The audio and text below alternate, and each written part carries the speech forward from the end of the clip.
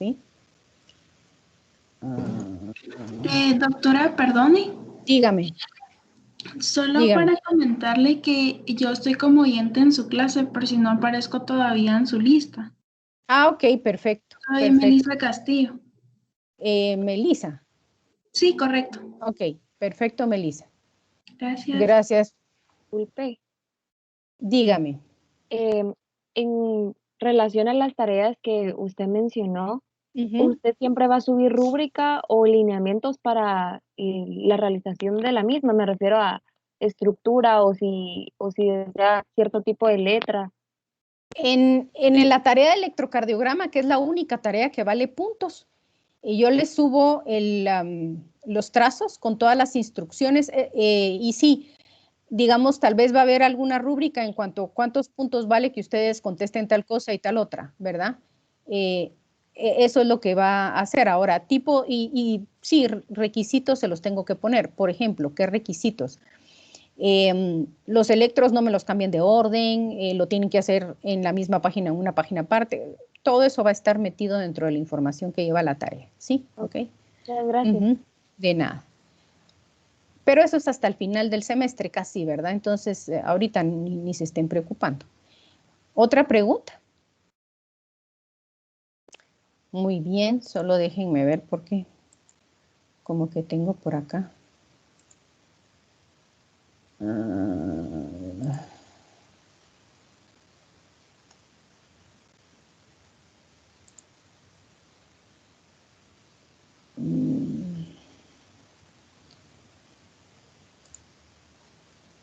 Ok, son las solicitudes de ingreso que me ponen aquí.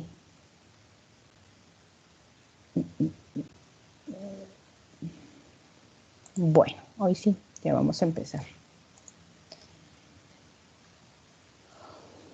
Ok, hoy lo que nos toca es ver la composición de los líquidos corporales. Voy a quitar mi cámara para que podamos ver bien. Entonces vamos a empezar hablando sobre cómo están distribuidos los líquidos en nuestro cuerpo, ¿sí? Recordando que el 60% de nuestro peso corporal en promedio es agua, ¿verdad? Esto va a depender de edad, de sexo, ¿sí? De porcentaje de grasa corporal. Recordar que el tejido adiposo contiene menos agua y entonces a mayor cantidad de tejido adiposo vamos a tener menos porcentaje de agua. Por eso es que las diferencias en el sexo también, ¿verdad? Los varones tienen mayor cantidad de masa magra, es decir, de músculo. Las mujeres tenemos un poquito de más cantidad de grasa corporal por razones hormonales y entonces vamos a tener un poco de menos cantidad de agua que los varones. Los ancianos tienen menos cantidad de agua corporal que los recién nacidos, ¿sí? Luego, esta agua corporal está dividida en compartimientos. El compartimiento que mayor agua tiene es el intracelular, que tiene el 40% del peso corporal, ¿sí?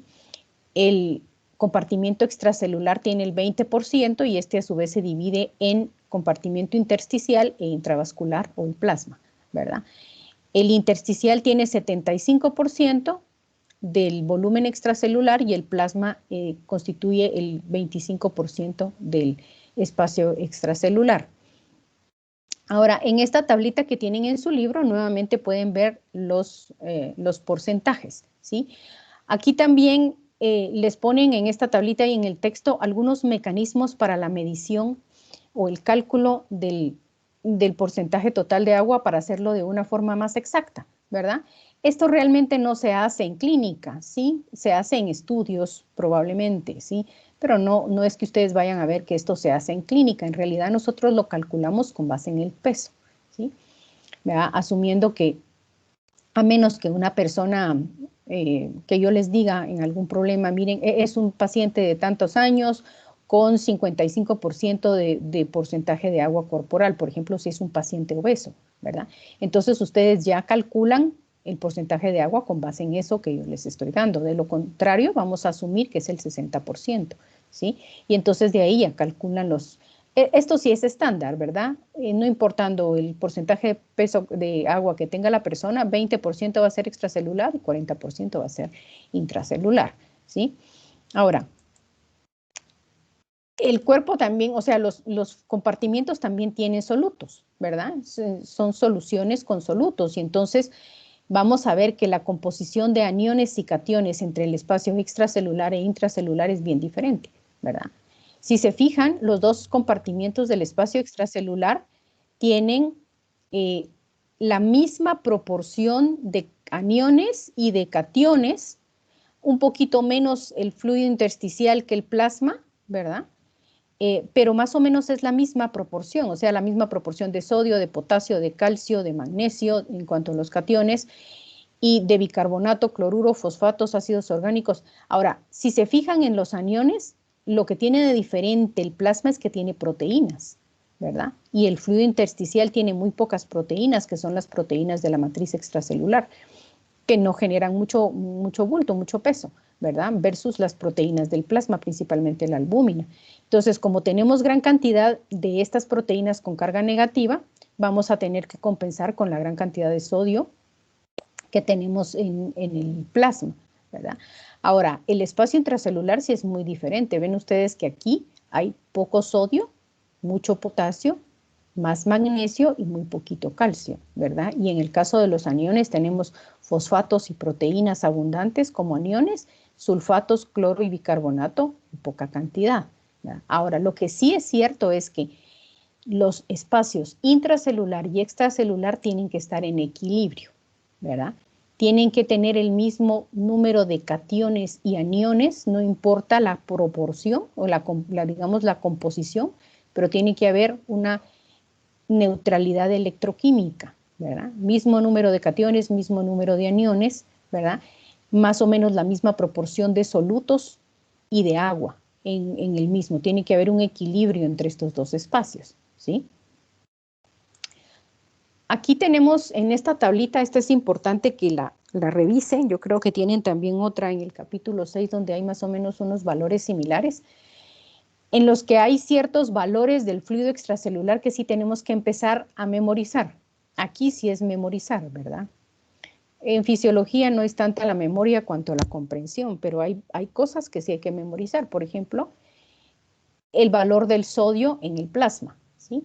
140 en promedio miliequivalentes por litro, el valor del potasio. Ahora, esto sí es de mucho valor en clínica. Entonces, en la práctica clínica, ustedes tienen que saberse esto. Cuando lleguen al hospital deben de saberse el valor del sodio, del potasio, del cloro, del bicarbonato, el pH, la osmolaridad, la glucosa, nitrógeno de urea, creatinina, todos estos valores hay que saberlos. ¿Por qué? Porque los estamos manejando constantemente con los pacientes. Del fluido intracelular, pues no, ¿verdad? Porque aquí no medimos nada. Pero se pone para que veamos la comparación. Entonces, si se fijan, la osmolaridad es igual. La osmolaridad se refiere a la concentración de solutos en los espacios corporales, ¿verdad? Entonces, es la misma en el fluido extracelular que en el fluido intracelular. El pH es un poquito más ácido dentro de las células y aquí ya podemos ver que tenemos menos bicarbonato adentro, menos cloro, mucho menos calcio, ¿verdad? Más potasio y menos sodio, ¿sí? Ok, ¿cómo se van a equilibrar estos dos espacios? Para mantener el equilibrio entre solutos y agua, lo que se va a mover de forma libre va a ser el agua, ¿sí? Aquí tenemos el espacio intracelular, este es el espacio intravascular donde está el plasma y aquí está el intersticio. Entonces, el agua va a salirse de los capilares a través de los poros que tienen los capilares y va a fluir libremente en el intersticio y va a entrar libremente a través de unas proteínas que se llaman acuaporinas que están en la membrana hacia dentro de la célula y va a salir y lo mismo, ¿verdad?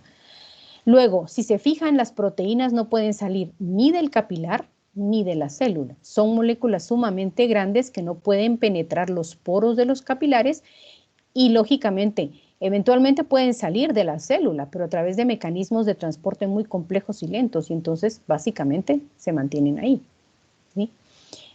Luego, los electrolitos, ¿verdad? Moléculas pequeñas como sodio, potasio, cloro, glucosa, bicarbonato, estas sí van a fluir libremente desde el plasma hacia el intersticio, ¿ya? Por eso es que tenemos más o menos la misma composición, ¿sí? pueden atravesar fácilmente estas moléculas pequeñas los poros de los capilares y alojarse en el intersticio. Ahora, que entren a la célula, eso es más complicado.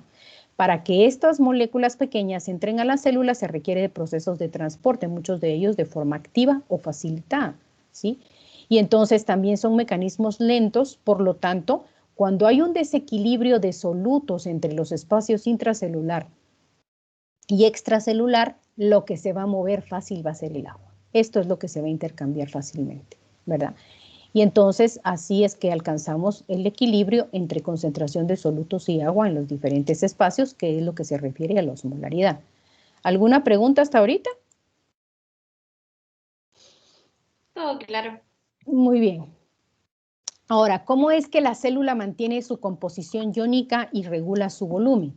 Porque las células, esta imagen la saqué de Bernie Levy, las células tienen múltiples mecanismos de transporte en su membrana que van a estar moviendo solutos como los aminoácidos y la glucosa y electrolitos como sodio, potasio, hidrógeno, cloro, ¿verdad? Y entonces acá en esta diapositiva nos explica perfectamente que uno de los principales mecanismos de transporte es la bomba de sodio-potasio, ¿sí? Esta va a estar sacando el sodio en contra de su gradiente de concentración y metiendo potasio en contra de su gradiente de concentración de forma activa, ¿verdad? Y esta bombita va a generar algo que se llama un gradiente de sodio, o sea, una gran diferencia entre el interior de la célula y el exterior con respecto al sodio. Entonces, este gradiente es el que va a permitir que otros transportadores metan sodio y jalen aminoácidos, glucosa hacia adentro o saquen hidrógenos, ¿verdad? Vamos a tener también otras bombas iónicas que sacan calcio en contra del gradiente y meten hidrógeno en contra del gradiente, ¿sí? Para mantener la electroneutralidad. O otros transportadores que se llaman contratransportadores o intercambiadores, ¿verdad? Que sacan un calcio y meten 3 sodios, o canales iónicos de cloro y canales iónicos de potasio. Entonces, estos transportadores están trabajando todo el tiempo para mantener una composición de iones estable acá, ¿verdad? Y luego, esta composición de iones también se dedica a mantener el volumen de agua de la célula de forma estable. Entonces, manteniendo una concentración escasa de cloruro de sodio, entonces no se mete mucha agua acá, ¿verdad? Y entonces el volumen de la célula se conserva, ¿sí?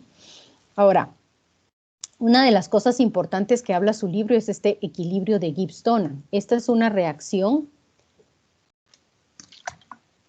que hace que los espacios intracelular y extracelular se mantengan en equilibrio osmótico y de cargas, lo mismo que el plasma y el intersticio, ¿verdad? Entonces, aquí en esta imagen que también saqué de Bernie Levy, si alguien tiene ese libro por ahí, pues puede ir viendo las imágenes. Nos ponen 2 compartimientos separados por una membrana semipermeable para explicar el efecto de Gibbs-Donan, ¿verdad? El equilibrio de Gibbs-Donan. Y entonces, esta membrana semipermeable permite el movimiento de sodio y de cloro, pero no de las proteínas. Entonces, lo que ocurre aquí es que tenemos una carga, una concentración de solutos de 200 milimoles de un lado y 200 milimoles del otro, y de cargas positivas y negativas equivalentes. Ahora, el asunto es que aquí no hay cloro, ¿verdad? Aquí tampoco hay proteínas, pero como las proteínas no pueden atravesar la membrana, entonces lo que pasa es que el cloro va a tender a moverse a favor de su gradiente a este espacio porque no hay cloro. Entonces, se va a mover hasta que se igualen concentraciones de cloro. Conforme el cloro se empieza a mover al compartimiento A, va generando más cargas negativas. Y entonces, para compensar estas cargas negativas que genera el cloro que va entrando aquí, el sodio se empieza a mover también para este lado, ¿sí? Para mantener la electroneutralidad. Pero entonces empieza a acumular más cantidad de solutos aquí, ¿sí? Se genera un gradiente osmótico, se llama esto, cuando aumenta la cantidad de solutos en un lado. Y entonces, ¿qué pasa? El agua se empieza a pasar de este lado para volver a estabilizar el gradiente osmótico entre los dos, o sea que hay un equilibrio osmótico. Aquí muchos solutos, pero también más agua, aquí un poco menos de solutos, menos agua y las cargas están neutralizadas, ¿sí? Esto es lo que pasa en nuestro espacio. Este sería el equivalente del espacio intracelular y este sería el equivalente del espacio extracelular, ¿verdad? Entonces, esto es lo que explica cómo se mantienen las dos diferencias tan grandes entre los dos espacios en cuanto a solutos y en cuanto a volumen de agua, y que de todas maneras estén equilibrados los dos espacios, ¿verdad? Lo mismo pasa con el espacio extracelular referente al plasma y al intersticio. Si se fijan acá, casi no hay proteínas. De hecho, no ilustran ninguna proteína, y eso es lo que pasa en el fluido intersticial, ¿verdad?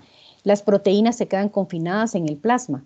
Y entonces todas estas que tienen carga negativa, la mayoría de ellas, van a condicionar que el cloro se esté saliendo del plasma y que haya más cloro en el intersticio que dentro del plasma, ¿sí? Y aquí las cargas positivas se van a compensar con potasios y con sodios, ¿verdad? Aquí más sodio y aquí más potasio. Pero también entre el plasma y el intersticio va a haber un equilibrio tanto osmótico como de cargas, ¿verdad? A eso es a lo que se refiere el equilibrio de Gibbs-Donner.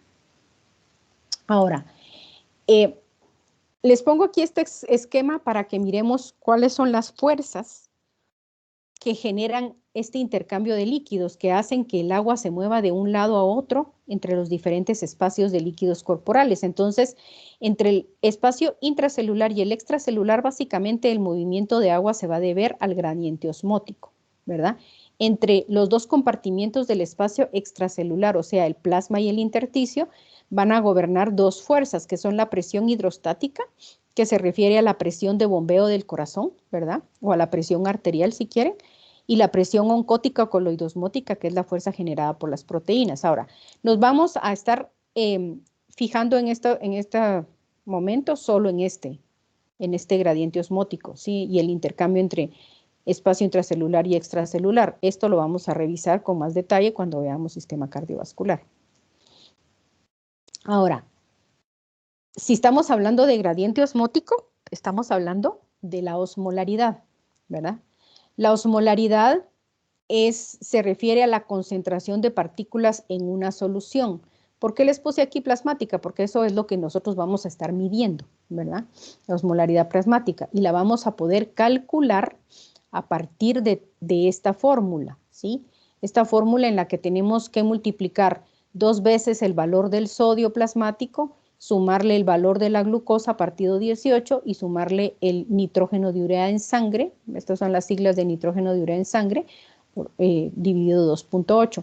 Esto es porque el valor del sodio nos lo dan en miliequivalentes por litro, mientras que la glucosa y el BUN generalmente nos los dan en miligramos por decilitro. Entonces estos son factores de conversión, ¿verdad? Entonces, al poder calcular, al poder utilizar estos valores, esto nos ayuda a calcular la osmolaridad. ¿Por qué 2 veces el sodio? Porque recuérdense que el sodio siempre va acompañado de un anión, ¿verdad? El anión principal es el cloro, cloruro de sodio, o el bicarbonato de sodio. Entonces, aquí por eso multiplicamos por 2. Luego, la glucosa. La glucosa es otro soluto que es osmóticamente activo en el plasma, y luego el nitrógeno de urea, ¿sí? Que son compuestos derivados del metabolismo de la proteína, ¿verdad? Ok, ahora, esta otra fórmula nos puede servir también para calcular la osmolaridad del plasma si sabemos cuántos solutos tenemos más el volumen de los espacios corporales, pero nos puede servir también para calcular la osmolaridad de cualquier solución, ¿sí? Entonces, nuestra osmolaridad la vamos a expresar principalmente en miliosmoles por litro, ¿sí? Como les repito, la osmolaridad tiene que estar equilibrada en los líquidos, en los espacios corporales, ¿verdad? Y si alguno de los espacios tiene más cantidad de agua o más cantidad de solutos, entonces el agua se va a mover entre estos dos espacios de manera que puedan volver al equilibrio. Estos valores que ven aquí son el rango, este es el rango normal, ¿verdad? Aquí pongan 300 en lugar de 295. Esto fue consultando diferentes libros de texto, ¿sí? De fisiología. Y si ustedes buscan valor normal de la osmolaridad plasmática, van a encontrar valores similares, ¿verdad? De 275 hasta 300 miliosmoles, dice su libro de texto. Entonces, podemos tomar este gran rango de osmolaridad como normal, ¿verdad? Cada persona tiene su rango normal de osmolaridad máximo y mínimo. En promedio es de 290, ¿sí? O sea, todas las personas con 290 miliosmoles están dentro de lo normal, ¿ok? Entonces, esto sí es un valor que nos tenemos que aprender también.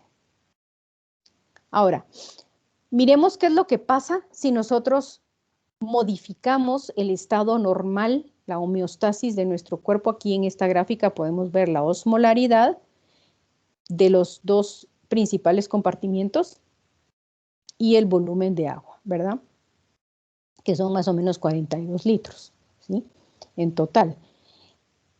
Y cuando nosotros hacemos modificaciones a nuestro organismo, a nuestra homeostasis, vamos a utilizar ya sea soluciones isotónicas, hipotónicas o hipertónicas. ¿Quién me puede decir a qué nos referimos con una solución isotónica? Que tiene la misma concentración extracelular. Exactamente, ¿verdad? Que tiene la misma concentración o la misma osmolaridad que nuestros líquidos corporales, principalmente del espacio extracelular, que es lo que medimos, ¿verdad? Entonces, una solución isotónica, si nosotros le ponemos a un paciente una vía intravenosa y le pasamos 500 cc o 750 cc de cloruro de sodio isotónico, lo que vamos a hacer es aumentar nuestro volumen extracelular.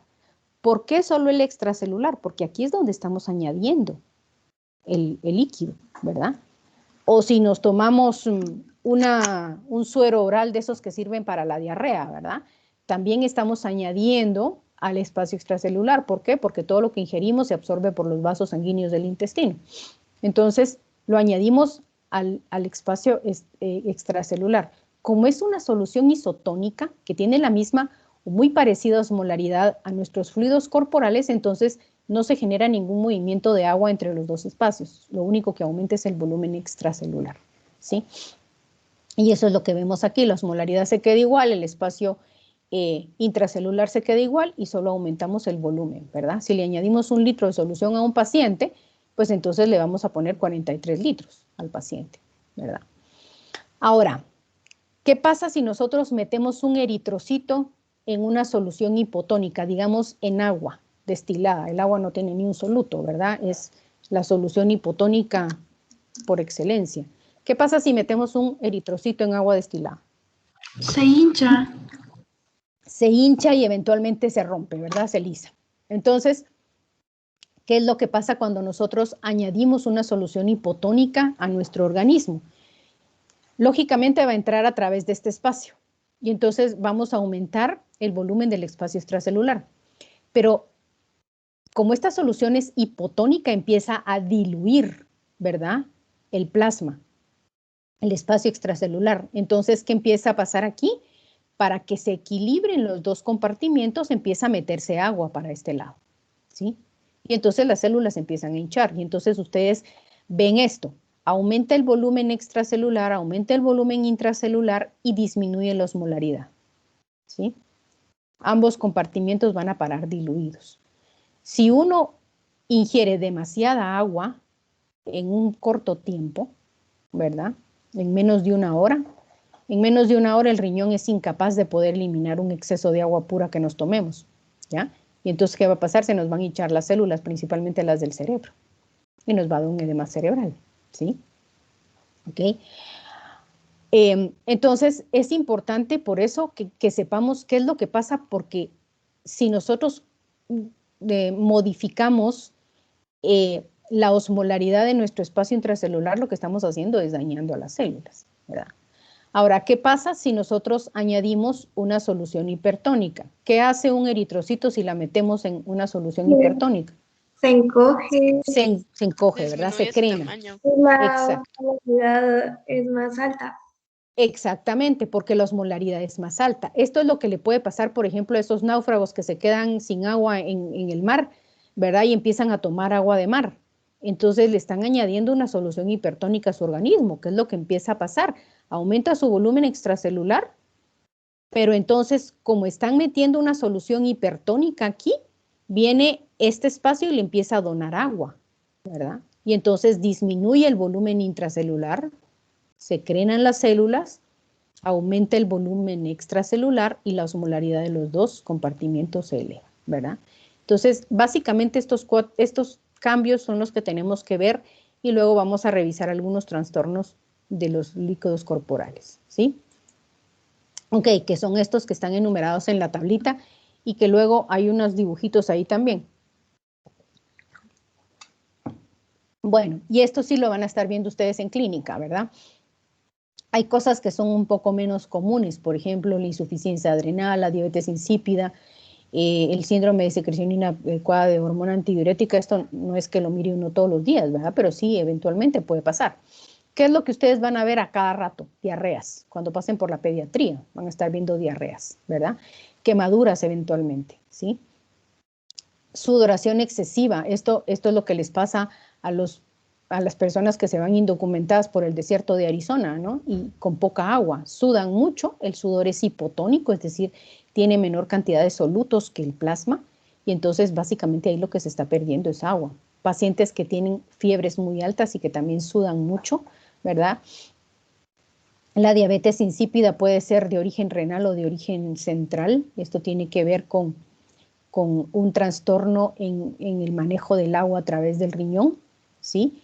La insuficiencia adrenal se refiere a una alteración en la secreción de una hormona que maneja el sodio en el riñón, ¿sí? Entonces, esto, como les digo, lo van a ver con menos frecuencia, ¿sí? Pero entonces aquí les dicen qué es lo que pasa con el volumen extracelular, con el volumen intracelular, con la osmolaridad, con el hematocrito. El hematocrito se refiere al porcentaje de células que tenemos en la sangre, ¿verdad? ¿Por qué se eleva el hematocrito con una diarrea? Porque como estamos perdiendo básicamente volumen de líquido del espacio intravascular, entonces aumenta en relación el número de células en relación al volumen de agua. No es que aumente el número de eritrocitos, sino que disminuye el volumen de agua. Entonces se concentra más el volumen de células, ¿verdad? Y lo mismo las proteínas, ¿ok? ¿Qué pasa con un paciente con diarrea? Y si quieren lo vemos en estas figuritas, ¿verdad? Un paciente con diarrea va a estar perdiendo líquido del espacio extracelular, es decir, el intestino, en lugar de absorber líquido, a lo que se dedica es a secretar líquido. Y ese líquido lo empieza a jalar del plasma, ¿verdad? De los vasos sanguíneos que rodean al intestino. Y entonces, toda esta agua lo estamos sacando del espacio extracelular. Entonces, ¿qué pasa con los pacientes con diarreas importantes? Tienen hipovolemia, es decir, se les baja la presión porque disminuye el volumen de líquido de la circulación. Luego, cuando están muy deshidratados, por ejemplo, los niñitos pequeños se les hunden las fontanelas, ¿verdad? Lo que la gente le dice la mollera. Se le hunden las molleras, se le hunden los ojos, se le pone la piel seca, las mucosas secas, pierde turgencia la piel. Esto es porque el espacio intersticial le está donando su líquido al espacio vascular que está perdiendo líquido. Entonces, por eso los tejidos se deshidratan también, ¿verdad? Pero básicamente es una pérdida isotónica, ¿sí? Aquí es lo que habíamos platicado, una expansión isotónica cuando nosotros ponemos una infusión de soluciones isotónicas, ¿verdad? Aquí es cuando tenemos deprivación de agua, si ustedes se fijan, disminuyen todos los volúmenes, ¿verdad? De los dos espacios y aumenta la osmolaridad. En la insuficiencia adrenal pasa lo mismo, solo que aquí disminuye, aquí no pasa lo mismo, aquí pasa más o menos como en estas dos son bastante, digamos aquí las dos bajan la osmolaridad, pero en la insuficiencia adrenal se pierde volumen del espacio extracelular y aumenta el volumen del espacio intracelular, ¿verdad? En cambio, en el síndrome de secreción inadecuada de hormona antidiurética disminuye la osmolaridad, ¿sí? Y aumenta el volumen en ambos espacios, porque aquí lo que está pasando es que no estamos orinando bien, ¿verdad? Y entonces se retiene mucha agua y toda esta agua que se está reteniendo, entonces se distribuye en los dos espacios y disminuye la osmolaridad, ¿verdad? Entonces, revisen bien en su libro, viendo los dibujitos, para ir entendiendo cuáles van a ser las alteraciones de los líquidos corporales. Y entonces, al saber estas alteraciones, al entender estas alteraciones, nosotros ya debemos de saber cómo podemos reponerle estos líquidos a los pacientes, ¿sí? Si tenemos un paciente con diarrea y lo único que ha perdido es volumen del espacio extracelular, pero sin variar su osmolaridad, ¿qué es lo que nos toca? Reponerle soluciones isotónicas, ¿verdad? Si tenemos al revés una pérdida de volumen y una alteración hiperosmótica, aquí lo que tenemos que hacer es reponerle al paciente volumen con soluciones hipoosmóticas, ¿verdad? Que tengan más agua, ¿verdad? Entonces, esto nos ayuda para saber qué es lo que vamos a hacer con el paciente, ¿sí? Al momento de que tenga alguna de estas alteraciones. Todo esto lo vamos a revisar un poquito con más detalle cuando miremos fisiología renal, ¿sí? Pues, o sea, el tratamiento de estas alteraciones. ¿Ok? ¿Alguna pregunta? Sí, doctora, disculpe. Ujú. Por ejemplo, Dígame. con la depravación de agua, ¿por qué es Ajá. que aumenta la osmolaridad? Porque usted está perdiendo, digamos, una persona que tiene deprivación de agua y está en un ambiente muy cálido, ¿sí? Entonces empieza a sudar mucho. Está perdiendo líquido y no está reponiendo, ¿ya? El sudor tiene menos concentración de sodio, es hipoosmótico, es más agua que solutos el sudor. Entonces, la persona está en un ambiente cálido que está perdiendo agua y no está reponiendo. Entonces, eso hace que disminuya el volumen, es decir, tenga menos agua y más solutos, ¿ya? Por eso es que aumenta la osmolaridad, porque tiene más solutos que agua. Entonces, ¿qué tiene que hacer usted para tratar a un paciente con deprivación de agua? Darle agua, darle soluciones hipotónicas, ¿sí? Para que diluyan este montón de solutos que están acumulados acá y restablezcan la osmolaridad del paciente y el volumen, obviamente, ¿verdad? Perfecto, muchas ¿Le gracias, resolví su doctora. duda? Ok, Sí, ok. entonces, solo, disculpe, entonces, por ejemplo, con la adrenal es el opuesto. La concentración baja porque se está reteniendo agua. Entonces, ahí es el opuesto. Exactamente, exacto, es el opuesto. Pero si usted se fija, es que la insuficiencia adrenal básicamente es que no se está liberando una hormona que se llama aldosterona, ¿sí? La aldosterona lo que hace es que obliga al riñón a no excretar mucho sodio. Nosotros necesitamos tener una buena concentración de sodio en nuestro plasma para mantener el volumen de agua. Entonces, lo que está pasando es que el riñón está sacando sodio. Y al momento de, o sea, no está reteniendo suficiente sodio porque le falta esa hormona. Entonces, al momento de sacar este montón de sodio en la orina, se va junto con el agua, ¿verdad? Y entonces está perdiendo volumen extracelular y perdiendo solutos, ¿sí? Entonces, por eso es que hay, y como aquí se está acumulando en este espacio extracelular, se está perdiendo soluto, el agua se va a mover de aquí para acá. Por eso es que aumenta el volumen intracelular, ¿sí? Porque entonces aquí tenemos mucha agua y entonces para igualar concentraciones se tiene que ir para este espacio, ¿sí? Es más o menos parecido, digamos, es al revés, solo que aquí se está expandiendo el espacio intracelular, ¿verdad? Entonces lo que hay que reponer es la aldosterona que nos está produciendo para que volvamos a restablecer el balance de sodio en el cuerpo, porque aquí básicamente ese es el problema, el balance de sodio, ¿sí? No sé si con eso le aclaré su duda. Sí, muchas gracias, doctora. Gracias. Ok, ok.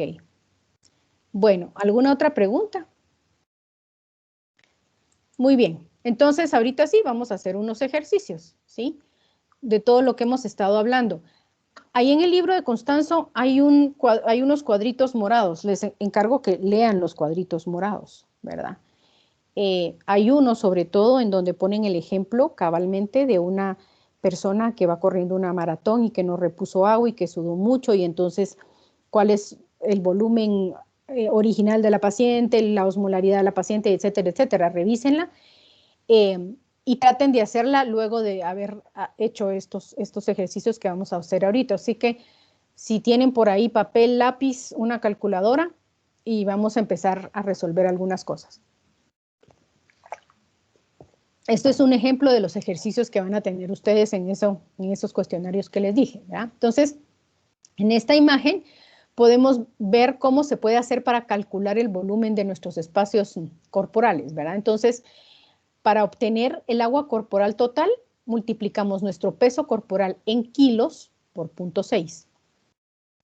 Para ver el volumen del líquido extracelular, multiplicamos el peso corporal en kilos por 0.2 y el líquido intracelular por 0.4, ¿verdad? Y entonces así tenemos que tener el peso del paciente y a través de multiplicar por estos factores, entonces ya podemos saber cuánto tiene de agua corporal total, cuánto de líquido extracelular y cuánto de líquido intracelular, ¿sí?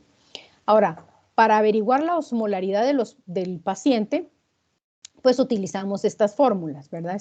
Podemos utilizar cualquiera de estas fórmulas. Esta también nos va a servir para ver la osmolaridad de las soluciones que eventualmente le podamos poner a nuestro paciente. ¿Cuáles son las dimensionales de la osmolaridad? Miliosmoles por litro. Esta miliosmoles por kilo también se puede usar, solo que a eso se refiere a osmolaridad. ¿Cuál es la diferencia entre una y otra?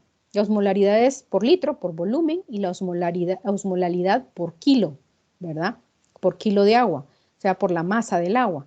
La diferencia es que es más exacta la osmolaridad porque la masa no se modifica con la temperatura, con los cambios de temperatura. En cambio, el volumen sí, ¿verdad? Ustedes saben que si hay frío se contrae el volumen, si hay calor se expande el volumen. El punto es que en nuestro cuerpo es equivalente porque mantenemos una temperatura corporal más o menos estable, ¿verdad? Entonces, no hay mayor modificación del volumen por la temperatura, entonces vamos a utilizar osmolaridad. Una cosa importante es que, y esto es para los exámenes, si alguna vez hacemos respuestas cortas en los exámenes, que casi no, ¿verdad? Pero es que tienen que poner las dimensionales como son, ¿verdad? Las dimensionales son como los apellidos, ¿sí? ¿Cuántas Doras hay en este mundo? Yo me identifico porque me llamo Dora Molina, ¿verdad? Entonces ustedes si le van a poner al paciente, tiene 50 ¿qué? 50 litros, 50 kilos, 50 ¿qué? Litros es aquí, ¿verdad? Y la osmolaridad miliosmoles por litro, las concentraciones de electrolitos miliequivalentes por litro, entonces siempre tienen que poner las dimensionales. Eso es importante. Ahora, en esta tabla, esta también se las voy a poner en los ejercicios. Aquí vemos las soluciones que se utilizan en la medicina, ¿verdad? Las que utilizamos generalmente con nuestros pacientes. Aquí está el plasma con todas las digamos, si a un paciente le ponemos plasma, estos son los valores, aquí está la osmolaridad, y luego la comparación de todas las soluciones, ¿verdad? El salino normal, que es de uso muy común, tiene 154 miliequivalentes de sodio, 154 miliequivalentes de cloro y una osmolaridad de 308, ¿sí? Si ustedes se fijan cómo sacamos la osmolaridad aquí, es multiplicar 154 por 2, nos da 308, ¿verdad? O sea que aquí estamos viendo que los solutos, la concentración de solutos es lo que nos produce la osmolaridad, ¿sí? El lactato de Ringer o solución de Hartmann, que es otra solución que utilizamos con los pacientes, tiene una osmolaridad de 2,74, ¿sí? El Plasma-Lyte tiene 2,94. Si se fijan, todos son dentro del rango normal, ¿sí? Luego tenemos soluciones hipotónicas, la solución de dextrosa en agua al 5%. Sí, esto quiere decir que tiene 50 gramos de glucosa por litro, tiene una osmolaridad de 2,52, esta sí es realmente hipotónica, y luego está la solución mixta, que le llaman acá, ¿verdad? Pero que es dextrosa en agua al 5% más medio salino, es decir, tiene la mitad de la concentración de sodio y de cloro que un salino normal, ¿verdad? Ahora, esta tiene 406 de osmolaridad. ¿Y cómo así que es hipotónica y tiene esta osmolaridad? Lo que pasa con las soluciones con dextrosa es que uno las administra por vía intravenosa y cuando la sangre pasa por el hígado, saca los carbohidratos, ¿verdad? Saca la dextrosa, ¿sí? Y entonces ya la dextrosa sale de la circulación y solo se queda la solución, el cloruro de sodio. Entonces, por eso es que se considera una solución hipotónica. Todas las soluciones que tienen glucosa hacen eso, ¿verdad? En realidad, cuando ponemos un dextrosa al 5% a un paciente, cuando llega al hígado, es pura agua, ¿verdad? ¿Sí? Disculpe, Sí, dígame. es que ahorita me confundí porque según yo la dextrosa se utilizaba para pacientes, digamos, en caso de desnutrición, que llegan con un cuadro de desnutrición, pero entonces si le quitan el carbohidrato o en sí la glucosa y solo se queda con el agua, no entiendo el funcionamiento.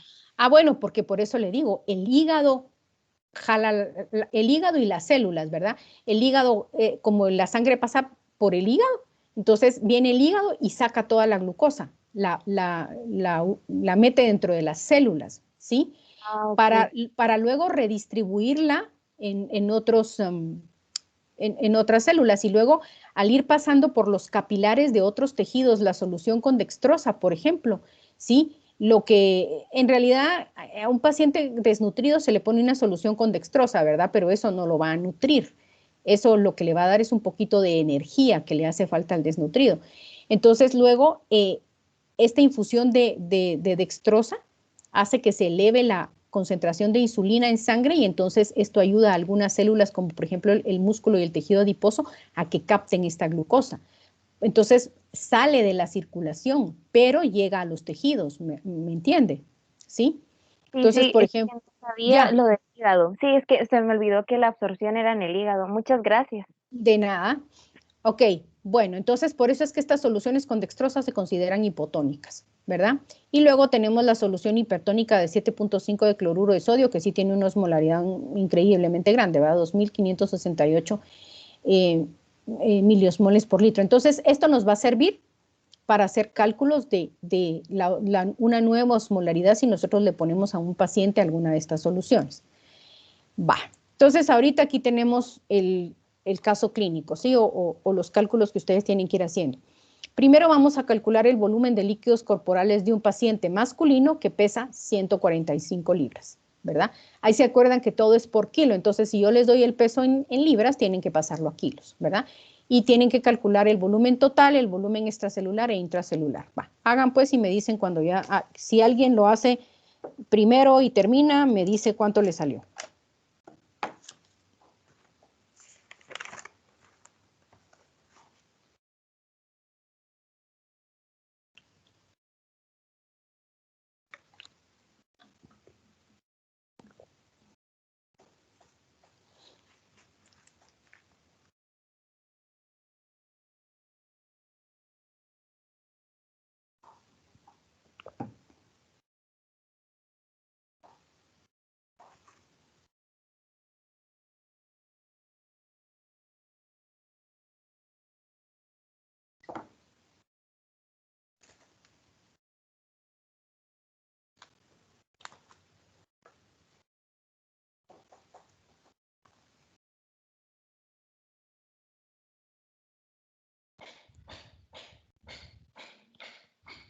El total me salió 39.55.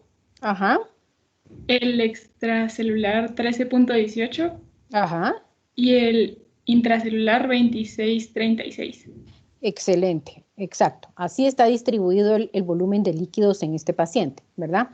Bueno, ahora que ya saben cuál es la cantidad de litros que el paciente Doctora, tiene en su cuerpo, disculpe, dígame. solo una pregunta. Por ejemplo, a mí el 26 me salió 26.24, el 13 me salió .12. ¿Esos valores para la hora del examen están mal?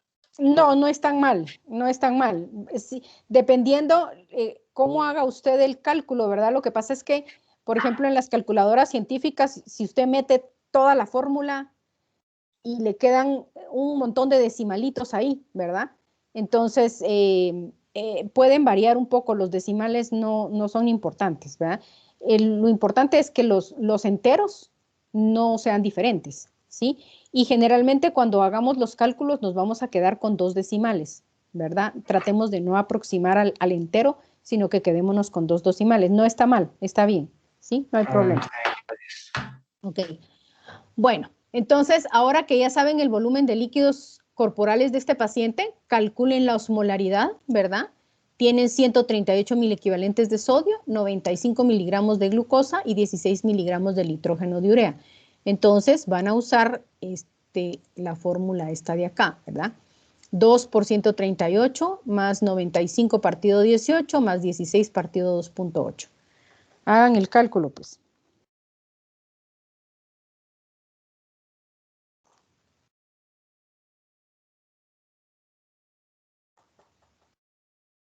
Disculpe, ¿cuál era el valor del sodio? 138. Gracias. Ok.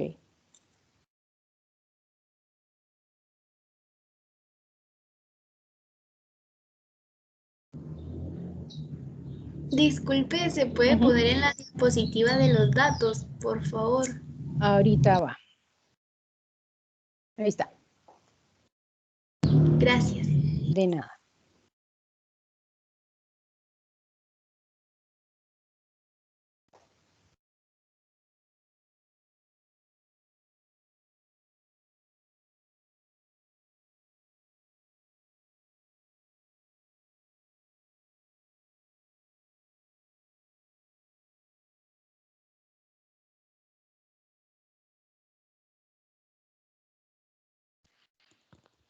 A mí me dio una osmolaridad de 7.25. No, no, eso A está mí mal. me dio 286.99 Exacto, milimoles esa líquidos. es. Exacto, esa Pero es. ese es el post, ¿no? O sea, el post del 2% 38 y todo eso, ¿no? No, no, no, no, no, no. O sea, sí, tiene que usar esa fórmula, pero le tiene que dar, no le puede dar 7 punto nada, ¿me entiende? O sea, ahí. Usted tiene que multiplicar 2 por 138, ¿sí?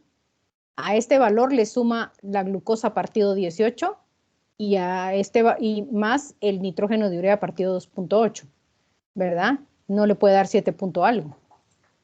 Vuelve a hacer su operación.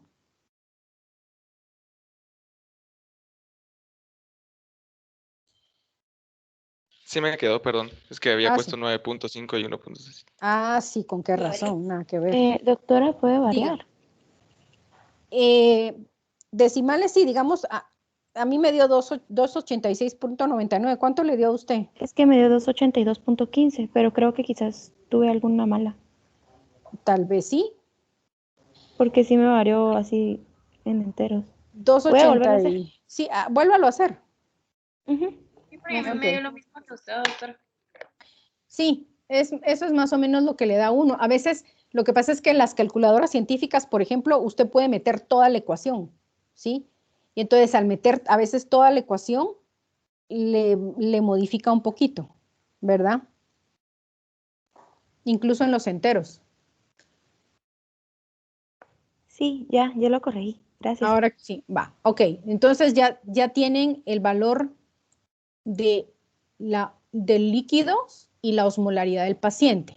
Ahora lo que tienen que hacer es calcular el número de partículas o de solutos de este paciente, ¿verdad? Los solutos en sus líquidos corporales totales y en cada uno de los espacios. Y entonces, ¿qué hacemos aquí? Utilizamos esta fórmula, ¿verdad? Osmolaridad es igual al número de partículas por volumen. Ya tenemos la osmolaridad, ya tenemos el volumen y lo que tenemos que averiguar es el número de partículas o de solutos o de osmoles, ¿verdad? Como sea. Entonces, tienen que multiplicar osmolaridad por volumen en cada uno de los espacios, ¿verdad? Total, intracelular y extracelular, y eso nos va a dar el número de partículas. Háganlo, pues.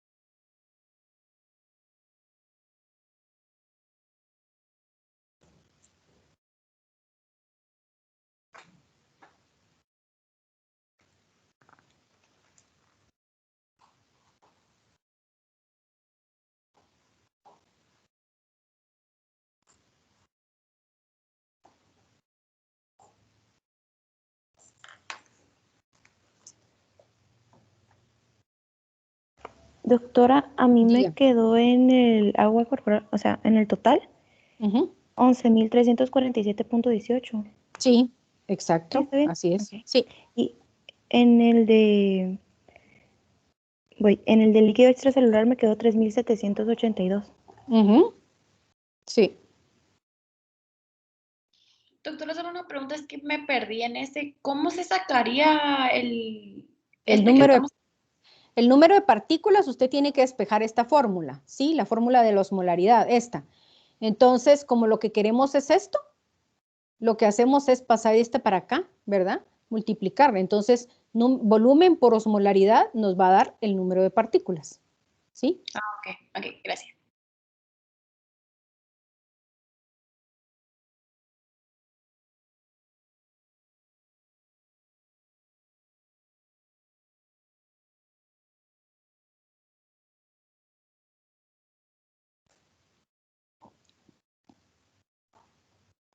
Doctora, disculpe, entonces póngale que ahí, al saber el total de partículas, o sea, no sabemos qué son, solo sabemos que hay esa cantidad de De solutos. solutos, exacto. No sabemos si es sodio, si es potasio, es todo junto, todos los solutos juntos que tenemos en nuestros espacios corporales, ¿sí? Perfecto.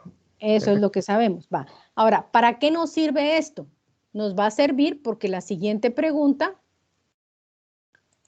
es que al paciente se le van a administrar 2.5 litros de la solución salina isotónica, ¿sí?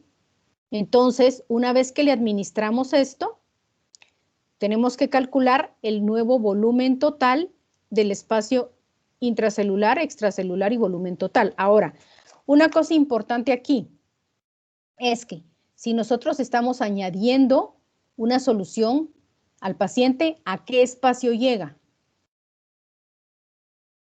¿En qué Al espacio metemos? extracelular. Al extra. Extracelular.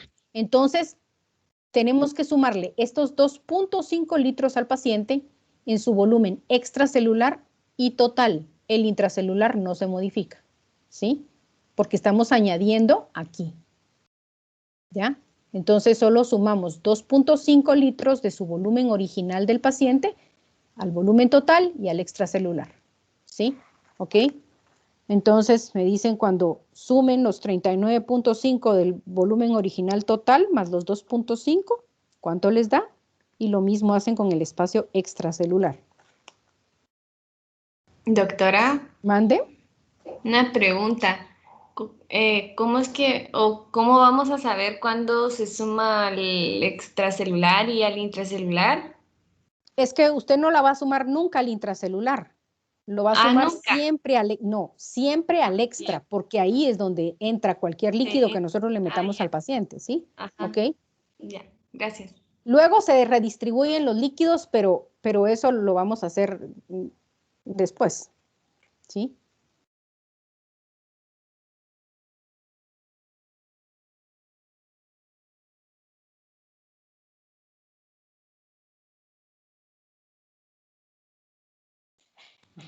Yo ya tengo la suma de los litros. Dígame. Sería Ujú. en el extracelular 15.68 y en el Ajá. total 42.04 me dijo. Exacto. Va, perfecto. Ahora, recuérdense que esta solución es agua más solutos. Entonces tenemos que averiguar la cantidad de partículas de esta solución. ¿Cómo hacemos eso? Igual que hicimos con el paciente, ¿verdad? Utilizamos esta fórmula, solo que aquí tenemos el volumen que son 2.5, tenemos la osmolaridad porque la osmolaridad la vemos en esta tablita, ¿verdad? La solución salina isotónica tiene 308 de osmolaridad y entonces ya podemos aplicar nuestra fórmula, ¿verdad? El volumen que son 2.5 por la osmolaridad 3.8 y eso nos va a dar el número de partículas de la solución. Y estas partículas se las sumamos a las partículas del paciente, solo en su espacio extracelular y en el volumen total. Disculpe, doctora, ¿cuál dijo que era la osmolaridad de la solución? 300. 308. Muchas gracias. De nada. Disculpe, ¿y se pone 308 o como 3.08? No, 308. Gracias. ¿Y de dónde punto? Si usted está multiplicando 154 mil equivalentes de cloro y de sodio, son 308. Ahora el volumen sí es 2.5, ¿verdad?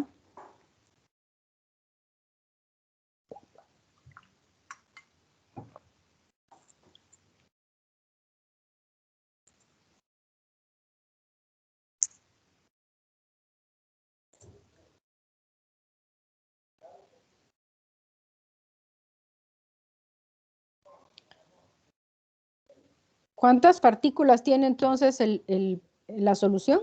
770. 770. Ok, esos 770 se lo tienen que sumar a las partículas totales y del espacio extracelular, ¿verdad?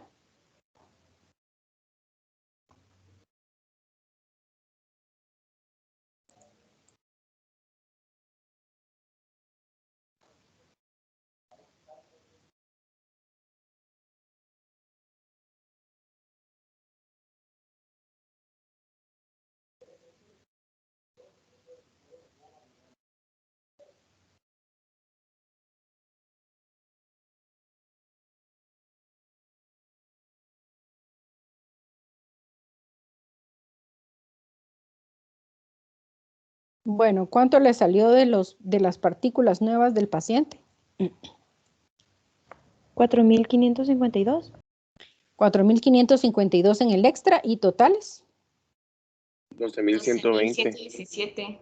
117 me dio a mí. Sí, a mí Ciento- también. Ujú.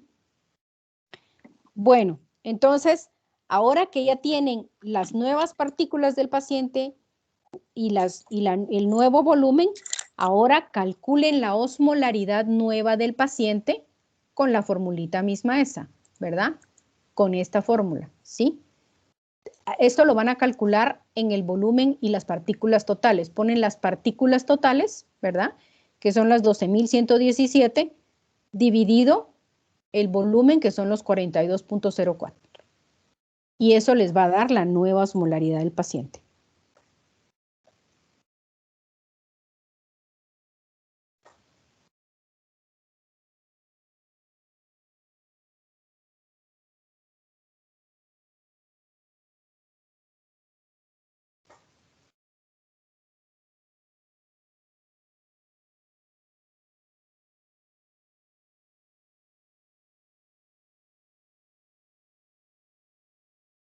Serían 288. 288, ¿no? Exacto, 288. Si se dan cuenta, la osmolaridad varió solo 2 miliosmoles. ¿Por qué? Porque solo le añadimos al paciente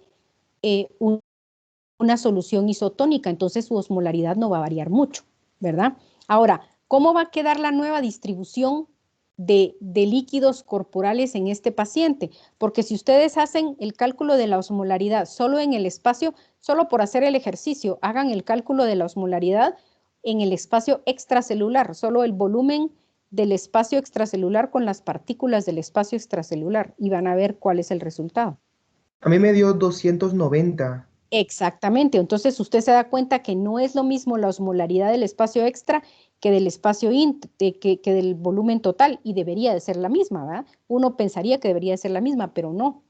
No, porque acuérdese que usted mete la solución con sus solutos en el espacio extra.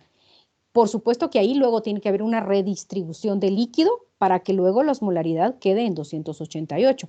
Ahora, ¿cómo podemos averiguar esa nueva redistribución de líquidos? Aplicando esta fórmula, solo que averiguando volumen, ¿verdad?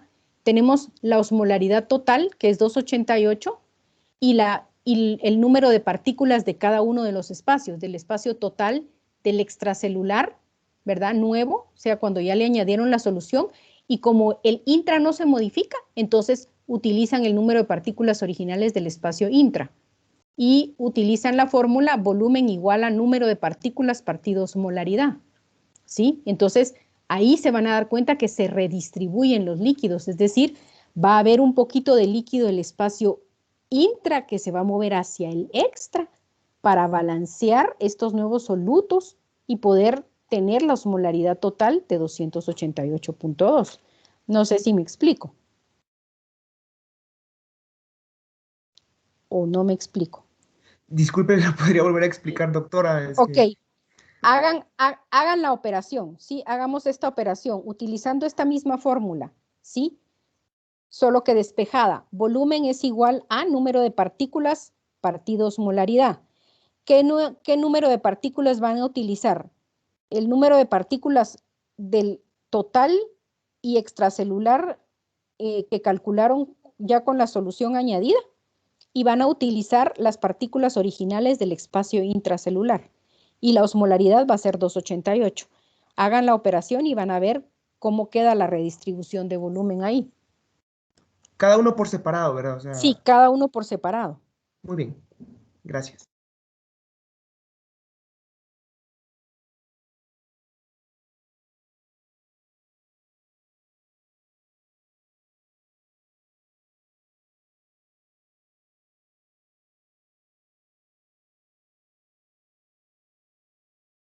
Doctora, disculpe, no sé si tal vez en la próxima clase usted nos podría poner como el ejemplo de su procedimiento para saber si lo estamos haciendo bien.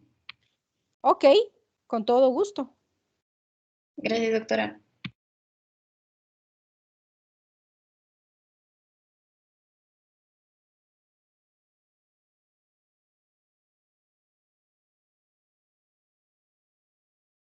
Doctora, disculpe, es que no sé si yo me estoy equivocando, pero póngale que la distribución de ¿cómo se llama? De volúmenes no fue lo primero que hicimos, eso de que ahora son 42 el total y son 15, Eh, 68. Lo que pasa es que acuérdese que usted le sumó la solución solo al volumen total y al Ujú, volumen extra. ujú. No tocó el volumen intra, No. ¿sí? Entonces, para que la osmolaridad sea igual, tanto en el espacio intra como en el extra, de 288.2, tiene que haber una redistribución del volumen, ¿sí? Entonces, por eso es que hay que sacar nuevamente los volúmenes una vez que ya tenemos la nueva osmolaridad, ¿sí? Para que usted mire que sí hubo un poquito de movimiento del intracelular hacia el extracelular por esa añadidura de solutos que tuvimos, ¿sí? Muy bien, doctora, perfecto. Muchas gracias. De nada.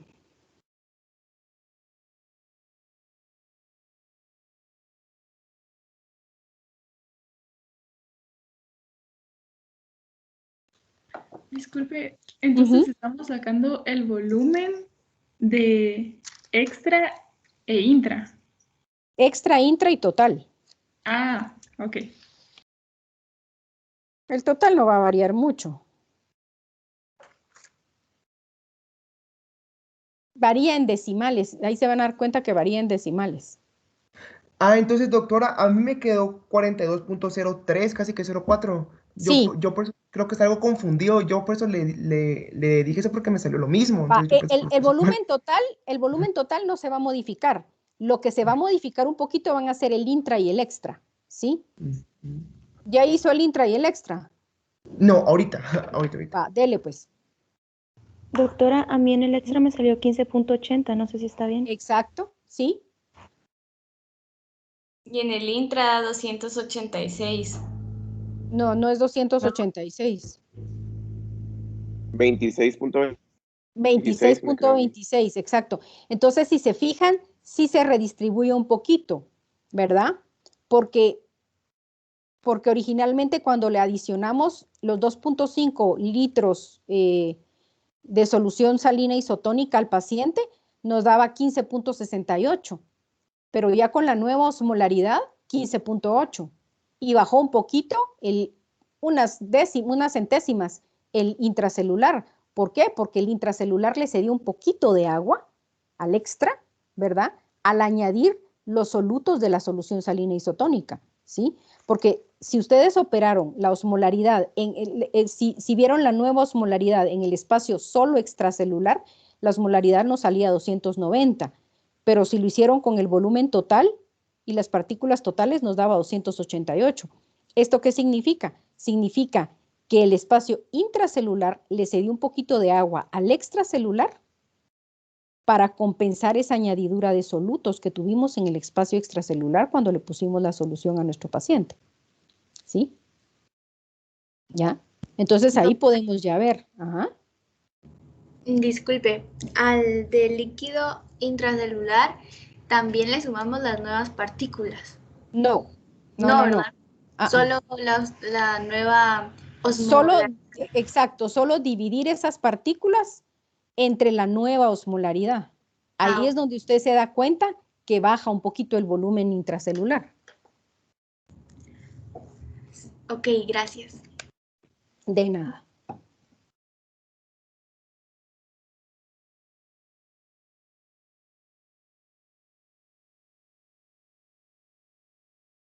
Y doctora, solo para, disculpe, entonces Dele. baja un poquito el intracelular porque, por así decirlo, cuando pasa ese suero o lo que sea, afuera hay más partículas, entonces afuera está más concentrado. Entonces, Exactamente.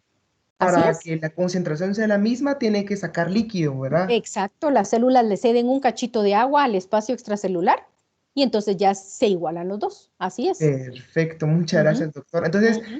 como afuera hay más partículas, después de que se haya hecho el suero, afuera está un poco hipertónico. Y cada vez el Sí, movimiento de agua es de hipo a hiper. exactamente. Exactamente. Así es. Perfecto, muchas gracias, doctora. Bueno, entonces ya ven ustedes que haciendo cálculos, haciendo números, uno puede visualizar mejor ciertos conceptos que a veces son un poco más abstractos. Entonces, para eso es que nos sirven los cálculos, ¿verdad? Para ir aterrizando los conceptos que a veces a uno le puedan parecer un poco abstractos. Para eso nos sirve. Y luego, porque esto es lo que ustedes van a estar haciendo en clínica todo el tiempo, poniéndole soluciones a los pacientes, ¿verdad? ¿Alguna otra pregunta, chicos? No, solo para corroborar, el del líquido intracelular quedó de 26.25. Así es, exacto. Y si se recuerda, el volumen original ahí era 26 punto, ¿qué? 26.36, ¿sí? Le cedió un poquito, ¿verdad? Es un poquito, son centésimas lo que varía, pero sí hay una redistribución, ¿verdad? Sí. Ok, bueno, ¿alguna otra pregunta de esto, chicos? Como les digo, esto lo van a estar viendo en sus ejercicios, ¿sí? Que les voy a poner en el portal. Si hubiera sido una solución hipotónica, es al revés, entra agua. Entonces, lo que hubiera pasado es que esa agua del espacio extracelular hipotónica se va a mover hacia el espacio intra, ¿sí? Eso es lo que hubiera pasado. Muy bien. Perfecto, muchas gracias, doctora. Ok. Doctora, lo último, disculpe. Dígame, no tenga pena. Como para guiarnos, usamos esa tabla que está en el libro que usted nos puso del estado normal, la contracción del volumen y la expansión. Y así vamos a ir sabiendo si se le va agregando al líquido extracelular o al... ¿Cuál esta? Sí, esa. ¿Esta? Sí, esta o estas dos, ¿verdad? Exactamente, pueden utilizar esta gráfica, esto está en el libro, para ir viendo cómo es el movimiento de líquidos, para ir aterrizando también así de forma gráfica qué es lo que pasa, ¿verdad? Entonces, si se da cuenta, lo que hicimos con este paciente fue ponerle una solución isotónica. Entonces, ¿qué hicimos? Le aumentamos solo su volumen extracelular y su volumen total. Bueno, le aumentamos el volumen total, ¿verdad? Pero como le añadimos solutos aquí, entonces un poquito, lo que pasa es que son solutos que tienen la misma osmolaridad del plasma, ¿verdad? Entonces lo metemos aquí, pero como son solutos, digamos, es una mínima cantidad de solutos lo que estamos añadiendo a este espacio, entonces viene este espacio intracelular y le cede un chorrito de agua aquí y ya se igualan otra vez las osmolaridades. Si usted se fijó, la osmolaridad inicial era 2,86 y termina con 2,88. O sea, es una variación muy pequeña, ¿verdad? Básicamente dejamos al paciente con su misma osmolaridad, casi, ¿verdad? ¿Por qué? Porque la concentración de la infusión que le pusimos al paciente es la misma concentración de solutos que el plasma. Entonces, esto va a generar casi ningún movimiento, no va a modificar la osmolaridad del paciente. Lo único que va a aumentar es el volumen, ¿verdad? De 39 a 42 litros. Pero eso no es, digamos, después de un tiempo el riñón bota el exceso de agua y ya estuvo, ¿verdad? Entonces, se pueden ir guiando con esto también, ¿verdad? ¿Alguna otra pregunta? Bueno, vamos a avanzar un poquito con algo de membrana celular antes de que den las 12:10 para que no se nos acumule con el tema de la próxima semana. Y vamos a revisar, esto es más que todo un repaso de lo que ustedes vieron en biología el año pasado, ¿verdad? Aquí les puse esta imagen de la estructura de la membrana celular, si se recuerdan, ¿verdad?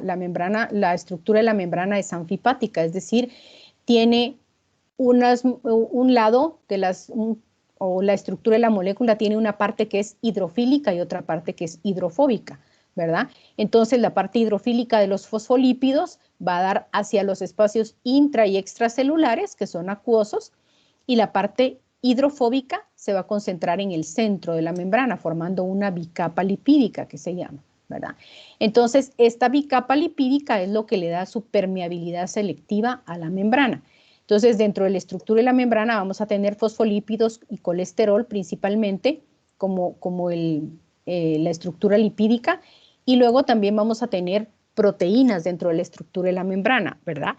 Estas proteínas van a ser de dos tipos, las que se llaman proteínas integrales, que están insertadas dentro de la membrana celular, ¿sí? Y proteínas periféricas que están insertadas ya sea solo en un lado de la capa lipídica o bien insertadas a otras proteínas integrales de la membrana, ¿sí? ¿Cuáles van a ser las funciones de las proteínas que tiene la membrana? Van a funcionar como transportadores de solutos, como enzimas, como receptores de hormonas, por ejemplo, ¿verdad? Enzimas como la fosfolipasa o la denilciclasa. Van a servir como de marcadores de identidad, los antígenos de histocompatibilidad que le llaman, ¿verdad? Que nos sirven para identificar qué células son nuestras y qué células no son. Como proteínas de adhesión, para mantener pegaditas dos células, por ejemplo, y las proteínas del citoesqueleto o las que se unen a la matriz extracelular, ¿ya? Luego también vamos a tener glucolípidos y glucoproteínas. Estas glucoproteínas obviamente son carbohidratos unidos a las proteínas y carbohidratos unidos a los lípidos, que también forman parte de la estructura de los marcadores de identidad, ¿sí?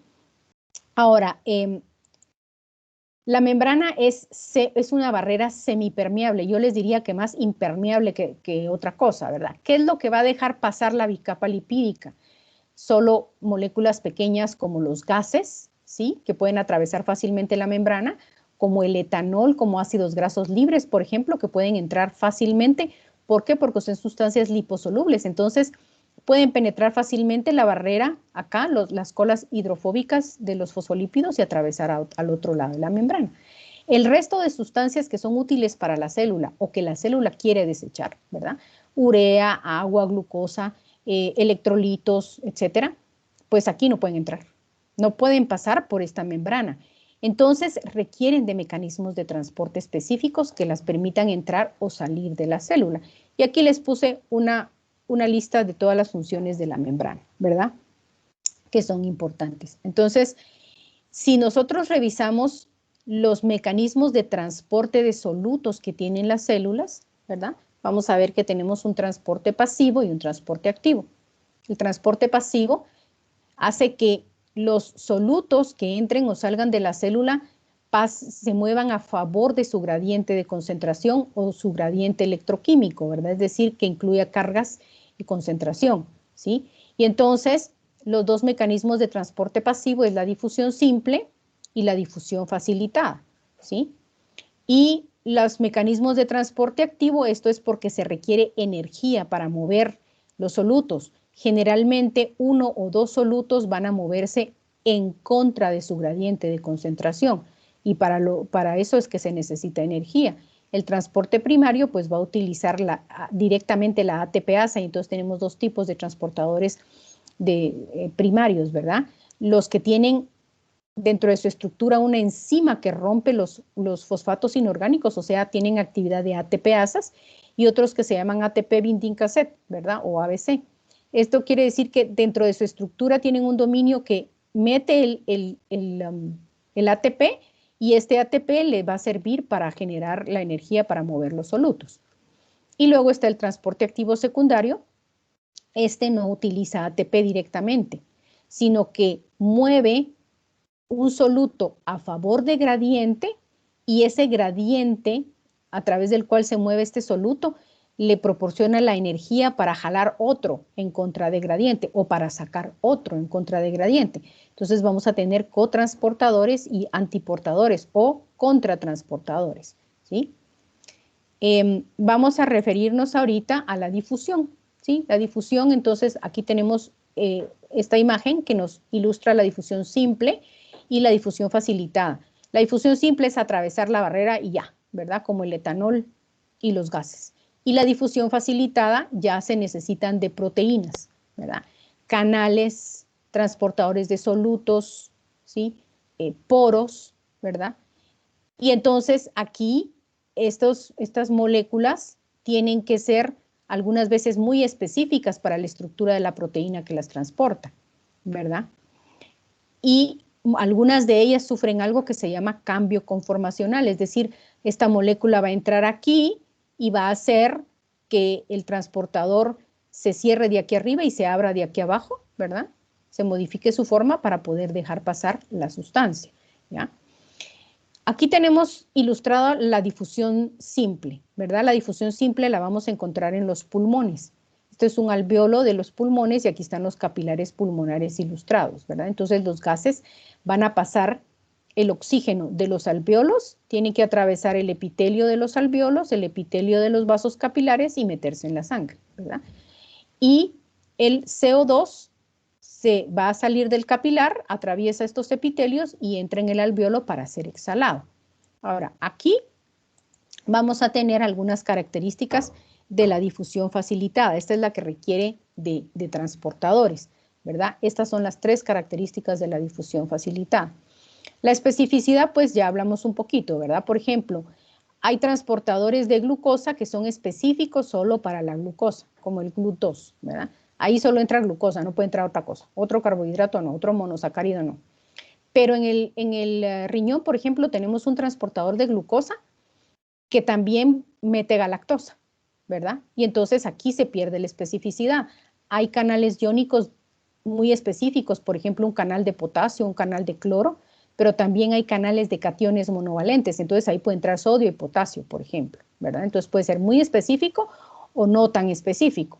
Cuando hablamos de saturación, entonces esto es lo que está ilustrado en esta gráfica.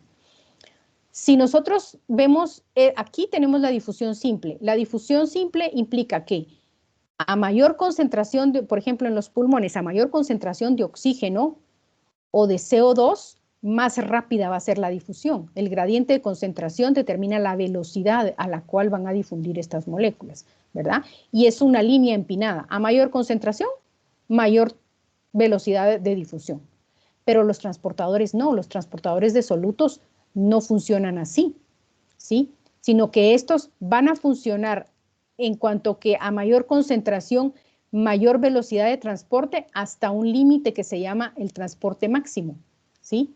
¿Esto qué implica? Implica que si aumenta demasiado la concentración de un soluto, se saturan todos los transportadores que tiene la célula, es decir, se llenan y entonces pues ya no cabe más, ¿verdad? Ya no puede seguir transportando a la misma velocidad y entonces llega un momento en que la velocidad se estaciona, ¿verdad? Conforme el transportador se va desocupando, se va llenando con otras moléculas de lo que tiene que transportar. Por ejemplo, esto es lo que pasa en un transportador de glucosa del riñón, ¿sí? El riñón filtra toda la sangre y se van un montón de solutos en la colada, en el colador. Y luego se encarga de reabsorber algunas otras sustancias, como por ejemplo la glucosa, porque esas son necesarias para el organismo. Entonces, el transportador de glucosa va a funcionar muy bien en el riñón hasta cierta concentración plasmática de glucosa.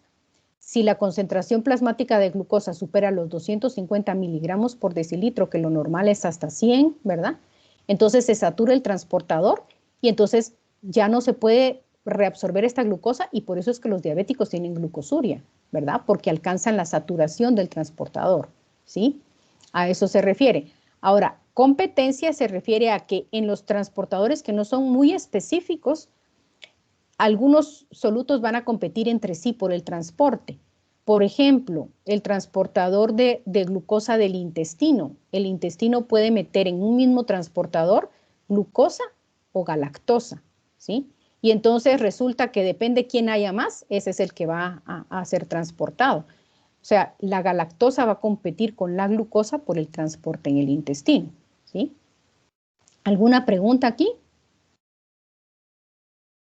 Muy bien. Veamos qué hora es. Bueno, entonces terminamos aquí y seguimos con la ley de Fick y lo demás en la próxima clase para no estar ocupando el espacio de alguien más. Gracias, doctora. ¿Tienen alguna pregunta, chicos? Todo claro, muchas gracias, doctora.